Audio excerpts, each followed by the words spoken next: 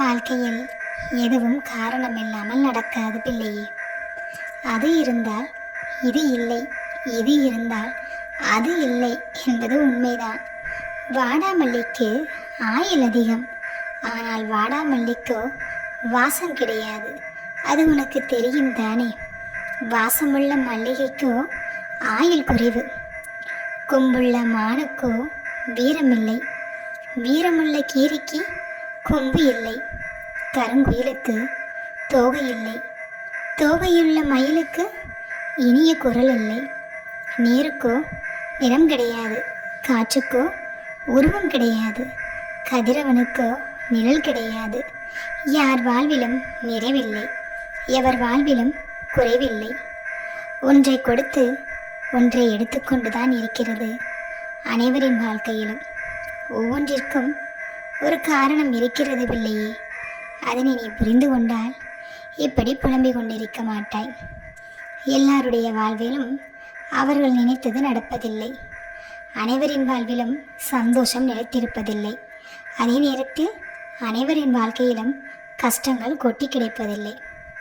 நீ நேர்மறையாக நினைத்தால் எதிர்மறையாக நடக்கிறது என்று அஞ்சாதே.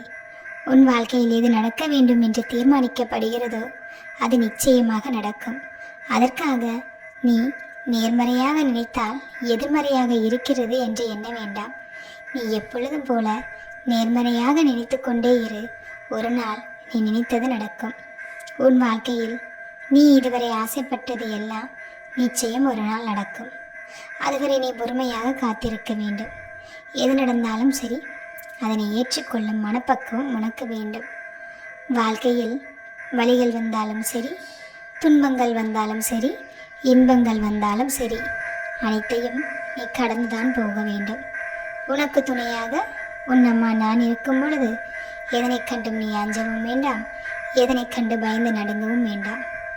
நீ நினைத்த யாவும் உன் வாழ்வில் நிச்சயமாக நடக்கும். உன் வாழ்க்கை வெற்றி பாதையில் செல்லும் பிள்ளையே. உன் வாழ்க்கையில் எதுவுமே இல்லை என்று நினைக்கிறாயா? நீ ஆசைப்பட்ட எதுவுமே கிடைக்கவில்லை என்று நினைக்கிறாயா? நான் விரும்பியது ஒன்று, ஆனால் என் வாழ்க்கையில் கிடைத்தது ஒன்று. இப்படித்தான் புரியாத புதிராக என் வாழ்க்கை போய்கொண்டிருக்கின்றது. நான் எது கேட்டாலும் சரி, அதற்கு மாறாகத்தான் என் வாழ்க்கை நடந்து கொண்டிருக்கின்றது. ஆனால் எண்ணுவதை போலத்தான் வாழ்க்கை என்று சொல்கிறார்கள். நானும் நேர்மறையாகத்தான் எண்ணுகிறேன்.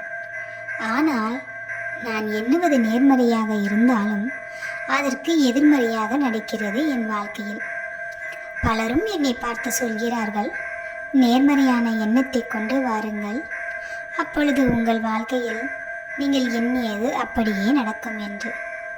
சரி, நானும் ஒரு நல்ல விஷயத்திற்காக ஆசைப்பட்டிருப்பேன்.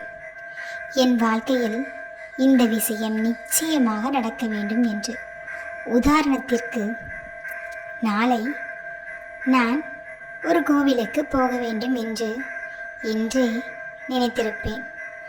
அதற்கு ஏற்பாடும் செய்திருப்பேன். நிச்சயமாக நாளை அந்த கோவிலுக்கு நான் போவேன், சந்தோஷமாக இருப்பேன் என்று ஆனந்தத்தில் நான் இருந்திருக்கும் பொழுது அந்த கோயிலுக்கு போக முடியாத சூழ்நிலை என் வாழ்க்கையில் வந்துவிடும். நான் எண்ணியது எல்லாம் நேர்மறை எண்ணம்தான், ஆனால் நடப்பது எதிர்மறையாக.